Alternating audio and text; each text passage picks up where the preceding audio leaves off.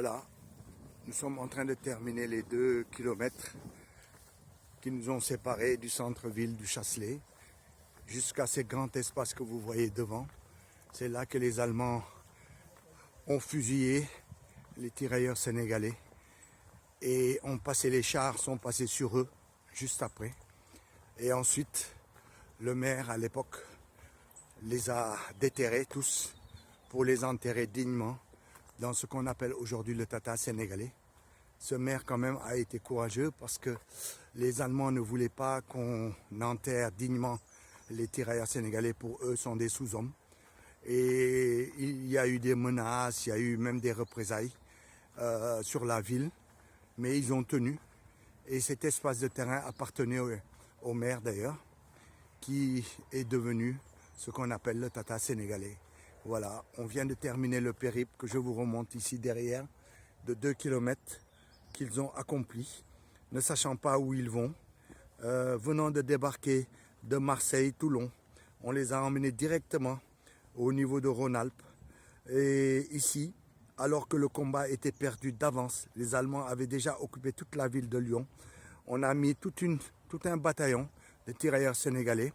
On les a laissés aller au massacre, sachant très bien qu'ils ne tenaient pas la route avec le nombre d'Allemands présents. Ces gens-là sont arrivés, quittant l'Afrique, quittant le Sénégal, quittant leur pays, arrivés ici, ne connaissant pas d'où ils viennent, ne connaissant pas du moins où ils ont atterri, ne connaissant rien de ce pays-là. Les voilà qui se retrouvent effectivement au mois de mai à Chasselet en voulant défendre la ville lyonnaise. Ils sont pris en tenaille par les Allemands qui sortent tous les militaires français de côté. Ils ont gardé que les tirailleurs sénégalais, que les étrangers, pour les emmener ici et les fusiller dans ce grand espace que vous voyez.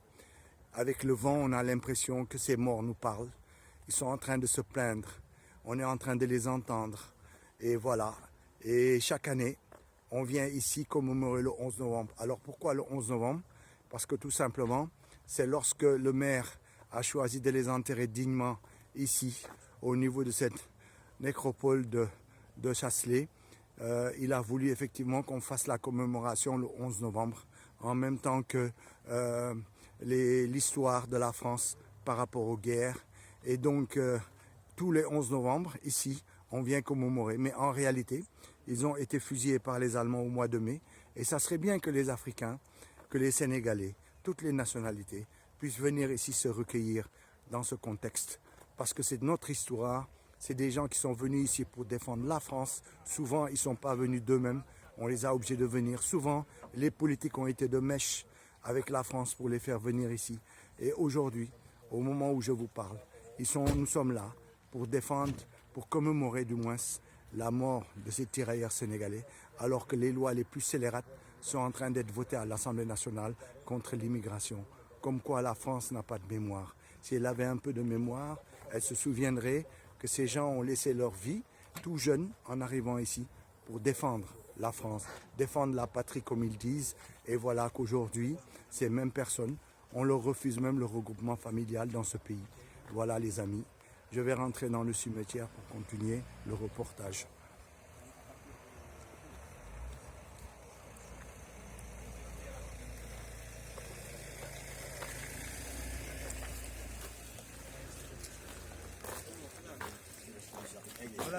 Voilà mon grand. Non, moi j'ai fait les 2 kilomètres de commémoration. J'ai entendu les complaintes et au même moment où les entend, l'Assemblée nationale vote les lois scélérates contre l'immigration. Comme quoi la France n'a pas de mémoire. Donc voilà le cimetière où nous avons tous les tirailleurs sénégalais qui sont enterrés à l'intérieur de ce Tata qu'on appelle Tata sénégalais, mais qui en réalité représente plusieurs nationalités. Et aujourd'hui, donc on est là pour commémorer cela. Voilà.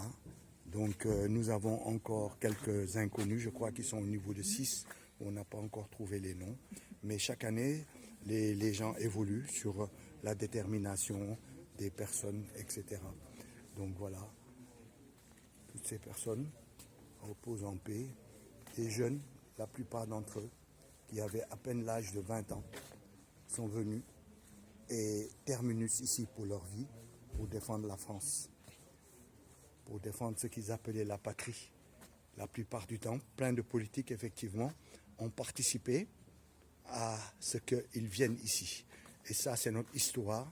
Il va falloir qu'un jour ou l'autre qu'on puisse en parler, des politiques qui ont collaboré pour faire venir effectivement ces jeunes qui sont venus défendre, comme on dit, la patrie. Et voilà, c'est ça la situation.